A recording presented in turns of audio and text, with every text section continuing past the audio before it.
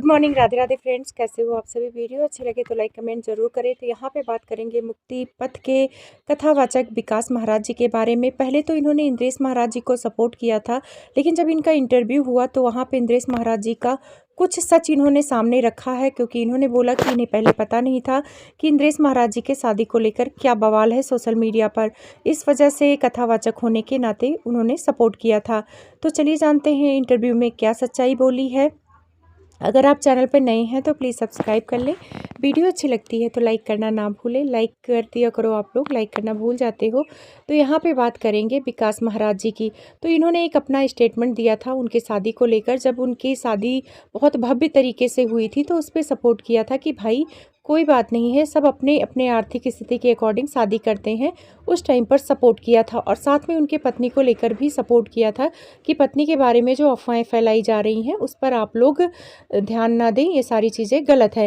लेकिन जब इनका इंटरव्यू हुआ और वहाँ पे पूछा इंटरव्यू करते समय पत्रकार ने कि आपने सपोर्ट किया था, तो उन्होंने बोला कि उस टाइम पे मुझे सारी चीज़ें लग रही थी कि सही है और सही का साथ देना गलत नहीं होता है। पत्रकार ने उनसे सवाल किया कि इंद्रेश महाराज जी को लेकर कुछ लोग सवाल कर रहे हैं, उनके चाहने वाले, कि वो व्यासपीठ पर कुछ और बोलते हैं और उसे अपनी ज़िंदगी में क्यों नहीं उतारते हैं, क्या ऐसा करना सही है या गलत है। तो महाराज विकास जी ने बोला है कि जब व्यासपीठ पर हम बैठते हैं तो उसकी मर्यादा होती है।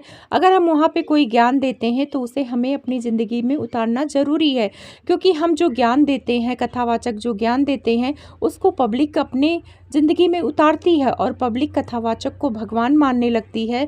तो जब भगवान ही अपनी ज़िंदगी में वो चीज़ें नहीं अनुसरण करेगा और पब्लिक को ज्ञान देगा तो पब्लिक का तो दिल दुखेगा। इसीलिए व्यासपीठ पर बैठकर कुछ भी बोले तो सोच समझ कर बोले और उसे अपनी ज़िंदगी में ज़रूर उतारे। फिर वहाँ पत्रकार पूछता है कि वहाँ पर पत्रकार जी ने इनसे पूछा कि महाराज इंद्रेश जी भी व्यासपीठ पर बैठकर शादी किस वर्ण में करनी चाहिए इसके बारे में बहुत ज्ञान देते थे, तो इस बारे में आपका क्या कहना। तो उन्होंने बोला कि मुझे पता नहीं है कि उनकी होने वाली वाइफ किस वर्ण में है, क्योंकि अभी जो सोशल मीडिया पे चल रहा है उसके अकॉर्डिंग अगर उन्होंने किसी दूसरी वर्ण की कन्या में शादी की है तो चलो वो अलग मैटर हो गया, लेकिन उन्होंने ज्ञान दिया है कि अपने ही वर्ण में शादी करनी चाहिए। वहाँ पे महाराज विकास जी ने बोला कि कभी कोई विषम परिस्थिति आ जाए तो ब्राह्मण 4 वर्ण में शादी कर सकता है, वो विषम परिस्थिति में, और क्षत्रिय 2 वर्ण में शादी कर सकता है और शूद्र अपने ही वर्ण में शादी कर सकता है। लेकिन अभी उनकी पत्नी को लेकर कोई कंफर्म नहीं हुआ है कि किस वर्ण से है। तो जहाँ तक कथावाचक यही ज्ञान देते कि हमेशा अपनी शादी वर्ण में ही करना चाहिए, दूसरे वर्ण में शादी करने से जो उत्पन्न संतान होती है वो सही नहीं होती है। तो उसके आगे पत्रकार ने ये भी क्वेश्चन किया है कि महाराज जी के बारे में जो चीज़ें सोशल मीडिया पे चल रही हैं, उनके पत्नी के बारे में जो चल रही हैं, लोगों की यही नाराज़गी है कि महाराज जी अगर ये सारी चीज़ें बता देते, छिपाते नहीं, अपनी पीआर टीम एक्टिव ना करते तो शायद लोगों को इतना तकलीफ़ नहीं होता। तो क्या उनको आके ये सारी चीज़ें क्लियर करना चाहिए।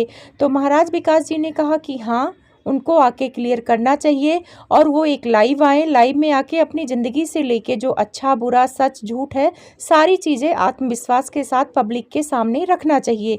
पत्रकार ने बोला कि कुछ लोग कहते हैं कि उनका निजी मामला है, उन्होंने शादी किया है तो वो जाने, उनका परिवार जाने।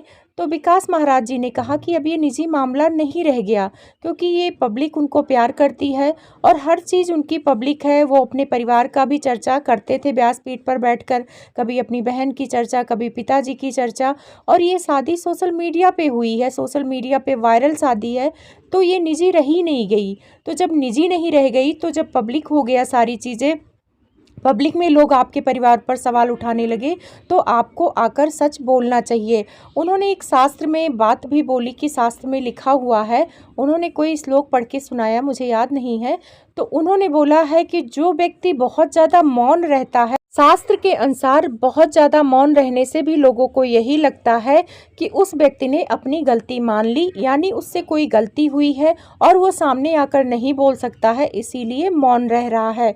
तो बहुत ज़्यादा मौन रहना भी सही नहीं है। जो लोग बोल रहे हैं कि इंद्रेश महाराज जी चुप हैं तो सही कर रहे हैं, नहीं, चुप रहना भी गलत है। अगर आप सही हैं या गलत है जो भी हैं, आइए पब्लिक के सामने जवाब दीजिए, क्योंकि आप हर चीज़ पब्लिक को ज्ञान देते हैं, पब्लिक को अच्छी चीज़ें सिखाते हैं। तो अगर व्यासपीठ से आपसे कोई गलती सही हुई है तो पब्लिक को जानने का हक है। और जैसे पब्लिक अपनी गलती सही आपसे शेयर करती है कि महाराज जी मुझसे गलती हो गई है, मुझे उपाय बताइए, वैसे अगर महाराज जी से भी कोई गलती होती है या नहीं भी हुई है, उनके बारे में गलत बातें फैलाई जा रही हैं, तो पब्लिक को हक है जानने का। उसके बाद उन्होंने बोला है कि चाहे इंद्रेश महाराज जी की शादी हो या कुछ अफवाह जो फैल रही है, तो क्या और कथावाचक पर इसका प्रभाव पड़ता है। तो उन्होंने बोला महाराज जी विकास जी ने कि हाँ, बहुत ज़्यादा फर्क पड़ता है। अभी हाल में ही एक कथावाचक के बारे में बहुत ज़्यादा कुछ उटपटांग चीज़ें वायरल हुई थी, तो हम लोगों का ट्रेन में भी चलना दूभर हो गया था। अगर हम कहीं सफ़र करते थे या कहीं खड़े होते थे तो और सारे कथावाचक को लोग उसी हीन दृष्टि से देखने लगते हैं और कथावाचक पर कोई बात ना आए, इस वजह से महाराज जी को आके अपनी बातें क्लियर करनी चाहिए, क्योंकि महाराज जी फेमस कथावाचक हैं और फेमस कथावाचक होने की वजह से लोग उनको काफ़ी मानते हैं, भगवान का दर्जा देते हैं, तो उन्हें एक लाइव आकर अपनी बात रखनी चाहिए। अब आप लोग से मैं पूछना चाहती हूँ, कमेंट करके ज़रूर अपनी राय रखना, क्या कथावाचक विकास महाराज जी ने जो बातें बोली हैं क्या सही बोली हैं? क्या सच में इनको आके लाइव अपनी बातें क्लियर करनी चाहिए कि नहीं करनी चाहिए या चुप रहना चाहिए? क्योंकि ये कथावाचक विकास जी हैं, इंद्रेश महाराज जी को काफ़ी सपोर्ट कर चुके हैं। तो आप लोग कमेंट के माध्यम से अपनी राय रखिए। विकास महाराज जी ने इंद्रेश महाराज जी की उम्र को लेकर काफ़ी कुछ बोला है। उन्होंने बोला है कि जो लोग इंद्रेश महाराज जी की उम्र का अफवाह फैला रहे हैं कि वो 40 साल के हैं, 50 साल के हैं, ऐसा कुछ नहीं है। वो हमारे भाई बंधु हैं और हमें अच्छे से पता है वो 35 से 39 के बीच में है, तो इससे ज़्यादा उनकी उम्र नहीं है। तो उनकी उम्र को लेकर आप लोग अफवाह ना फैलाएं।